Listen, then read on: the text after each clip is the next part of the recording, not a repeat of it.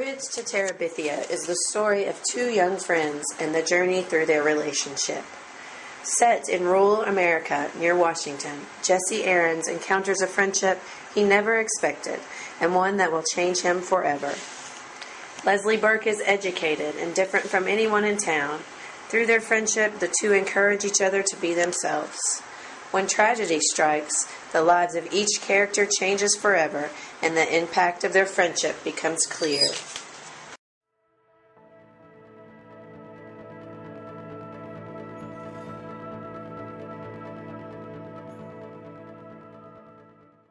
Alright, I had inferences, and unfortunately I only had to pick 3. You could probably pick something from each page that helped you along, but the first one that I picked was on my page 10. I don't know what page it's on in your books. But it's in the Leslie Burke chapter. And it talks about Jess loving to draw and using his imagination. And I think that this helped me see how imagination is going to be important in the book, and how imagination is important in childhood, and how imagination really brings Jess and Leslie together and bonds their friendship there. Absolutely, and I think that, going back to Jess's love for drawing and the imagination part, it gives a little foreshadowing for just how important that talent will be when it comes up in their friendship together, when she gets into paints and things like that. So that little bit about him drawing when we first see him drawing becomes very important later in the story. I agree. And then the next one that I had was on page 85, and it's in the Easter chapter. And this is, you guys have all probably thought about it sometime during your reading too, but it's the conversation that Jess, Maybelle, and Leslie have in the back of the truck on the way home from Easter, talking about what they think death is, and where do you go when you die, and then the final question, and I've read this story before a long time ago, but when I read it again, it just like clicked, and Maybelle says, but Leslie, she insisted, what if you die? What's going to happen to you if you die? And that's how the conversation just ends. And I was like, oh, that is very heavy for what a 6-year-old one to say or to ask, and for 2 for just an elementary grade book. So it makes you think about it, and it's also interesting that this chapter is in between such a happy chapter, the Golden Room, and then the evil spell chapter where it's raining on Terabithia, and the water takes over, and so you can kind of foreshadow there too as well. I think in the classroom too, this particular scene, this chapter, could be very tricky to tiptoe around, because when you start talking about death and what happens after death, and God, and there's a lot of reference to that in the book, in the Bible, especially this Easter chapter.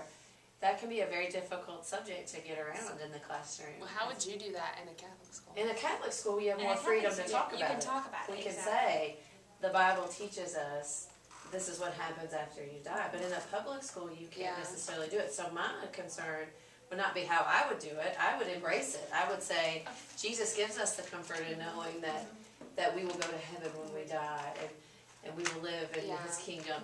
But you can't do that necessarily. Well, what I got is like they were kind of saying to her, because she wasn't baptized, like she wasn't brought up in the Bible, she'll go to hell. Right. And some people believe that if you're not baptized, you will automatically go to hell, even if you're a good person.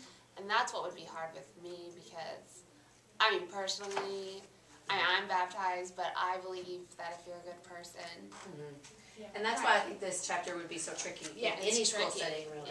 Because, in the Catholic school, I would say, yes, she's not baptized, but we also believe that God, will forgive you. And but in a public school, I don't know that you would even want to go. And your own personal values play so much in how things come out. And too, further on in the book, when Jess and his dad are having a conversation about it, and he says, you can't believe everything Maybelle says, but he brings up the fact that we were talking about where do you go after you die, and so it continues on in the rest of the book.